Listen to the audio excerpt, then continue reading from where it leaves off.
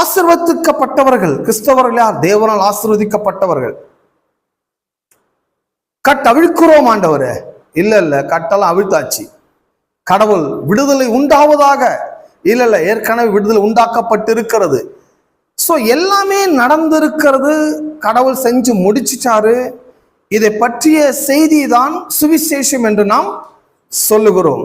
கிறிஸ்தவத்தில் இருக்கிற ரெண்டு பெரிய பிரச்சனை என்னன்னா, இவங்க செய்தி சொல்லும் போது ஒன்று ப்ரீபார்ன் ஆர் போஸ்ட்பார்ன், ஒன்று எல்லாமே நடந்துச்சுன்னுவாங்க, இல்லைன்னா எல்லாமே எதிர்காலத்தில் நடக்க போகுதுன்னுவாங்க. இப்போ ஒன்றும் இல்லைன்னு சொல்லுவாங்க. இல்லை இல்லை, சுவிசேஷம் என்ன, இப்பொழுது உங்களுக்கு என்ன உண்டாகி இருக்கிறது, நீங்கள் என்ன விதமான வாழ்க்கைக்குள் இருக்கிறீர்கள் என்பதை அறிவிப்போதான் சுவிசேஷமாக இருக்கிறது.